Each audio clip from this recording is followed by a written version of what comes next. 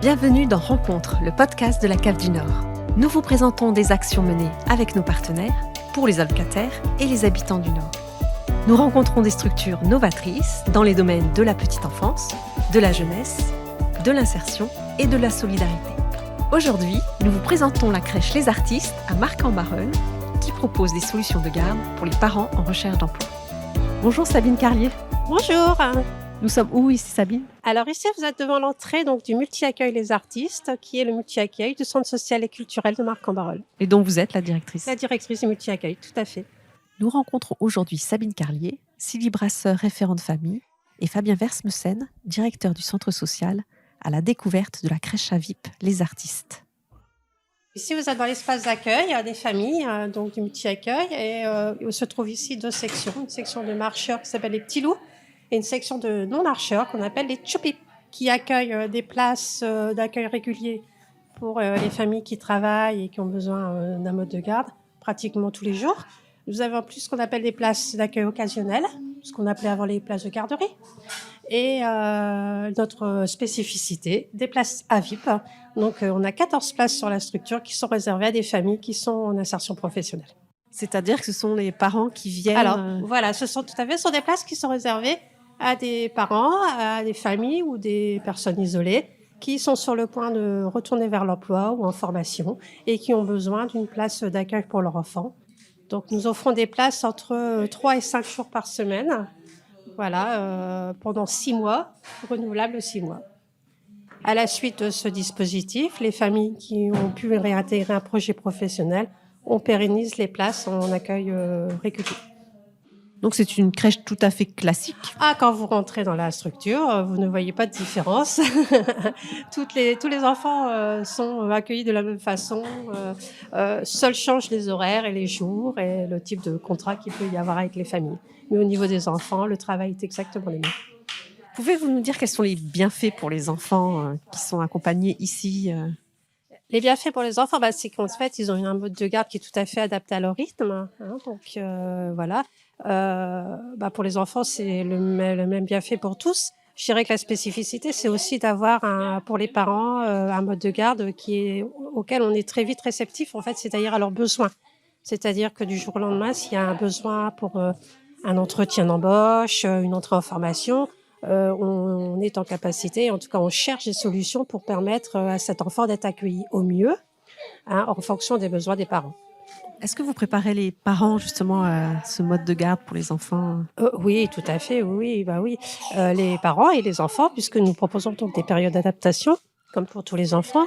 Il est vrai que pour des familles dont les enfants n'ont jamais été gardés, n'ont jamais eu de mode de garde ou autre, c'est quelquefois un petit peu plus long, quelquefois.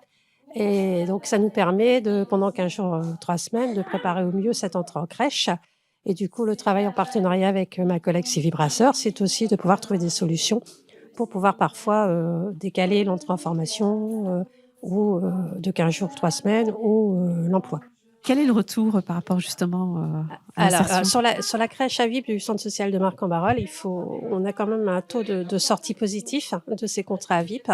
Ça, c'est vraiment notre réjouissance, j'ai envie de dire, de ce projet. C'est que beaucoup de familles sortent avec un emploi, une formation, des formations qualifiantes. Ça, c'est très positif aussi.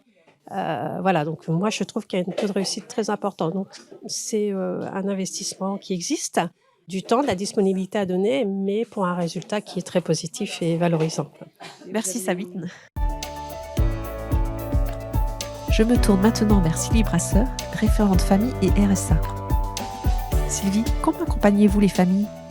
C'est déjà un travail individuel, alors que ce qui est mené soit par les travailleurs sociaux de l'équipe, soit aussi on est accompagné de coachs bénévoles qui sont dans un cadre en fait à la retraite et qui souhaitent s'investir aussi dans l'accueil et l'accompagnement des personnes en recherche d'emploi.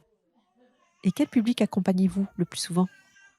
Des jeunes mamans qui sont chefs de famille monoparentale, qui n'ont pas forcément de diplôme, donc qui n'ont pas toujours travaillé ou des courtes expériences. Et donc, on les accompagne sur ces domaines-là. Et dans quel domaine, alors quels aspects concrètement ?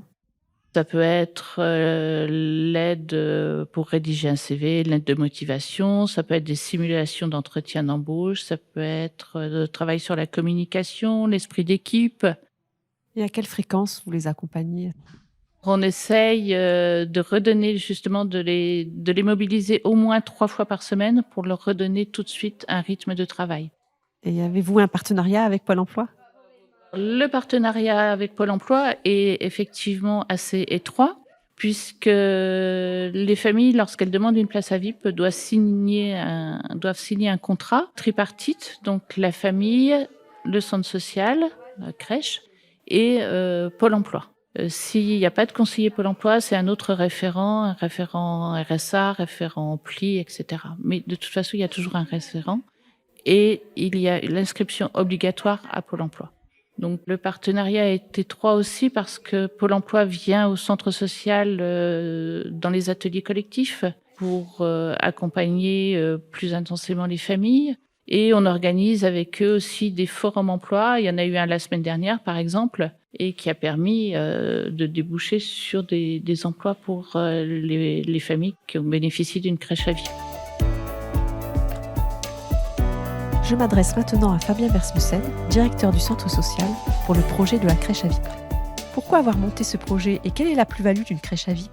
C'est un projet qui répondait à un besoin du territoire au niveau des allocataires qui étaient dans une démarche d'insertion professionnelle et qui se retrouvaient confrontés tout simplement à des freins au niveau du mode de garde petite enfance. Tout ça, c'est parti d'un diagnostic qui a pu identifier qu'il y avait un réel besoin à la fois de mode de garde et à la fois d'accompagnement sur l'insertion professionnelle des allocataires et plus spécifiquement sur notre territoire des familles monoparentales. Sur les 3 premières années de fonctionnement de la crèche à vie, on a pu constater que ça avait permis à 75 parents d'accéder à l'emploi ou à la formation.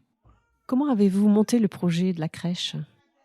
On a travaillé surtout sur un partenariat avec les services de la protection maternelle et infantile du département et notamment Pôle emploi, qui est un partenaire important, mais également avec l'équipe de la halte garderie, puisqu'à l'époque, on n'avait pas une crèche, on avait une halte garderie. Donc, il y avait tout un projet de transformation qui incluait notamment un élargissement de l'amplitude horaire. Donc c'était important d'associer l'équipe des professionnels petite enfance de la structure. Et donc le montage s'est fait dans le cadre du renouvellement du contrat enfance-jeunesse avec le service famille de la ville de Marcq-en-Barœul. On a travaillé en fait ce projet donc sur quasiment une année et on a également associé bien évidemment la CAF sur des volets d'accompagnement technique et sur le volet investissement puisqu'il a fallu aussi agrandir les locaux.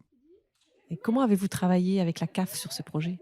On a travaillé beaucoup avec la chargée de conseil et de développement de la CAF du Nord qui nous a accompagnés en fait, sur effectivement les aspects techniques assez opérationnels et justement l'articulation avec la circulaire CNAF des crèches à VIP de 2016, mais également donc, sur le volet, comme je le disais avant, sur le volet investissement, puisqu'on a déposé un dossier d'investissement de l'EAJE pour justement agrandir les locaux et aménager de manière à pouvoir passer de 30 à 40 enfants.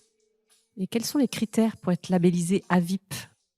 Les critères sont assez simples, c'est de pouvoir offrir une amplitude horaire de 12 heures par jour pour les familles. Donc nous, la crèche ouvre ses portes à 7 heures et ferme à 19 heures, du lundi au vendredi, et consacrer un pourcentage de places pour ces familles en insertion professionnelle. Donc nous, on a 14 places pour 40 places au total, ce qui correspond à un peu plus de 30%. Je sais qu'actuellement, le critère est redescendu à 20%. Quel est l'intérêt d'avoir une crèche à VIP dans un centre social? On peut s'appuyer aussi sur le projet de la structure, que ce soit au niveau du projet famille, du soutien à la parentalité, l'insertion professionnelle, on l'évoquait tout à l'heure, l'insertion sociale également. Vraiment, le centre social est vraiment l'outil idéal en fait, pour être en appui avec une crèche à VIP. Si un partenaire est intéressé, comment vous contacter? Vous pouvez aller sur le site du Centre social et culturel de Marcq-en-Barœul, www.csc-marcq-en-barœul.fr. Merci Fabien Versmussen pour votre accueil et pour vos réponses à nos questions. Merci à vous.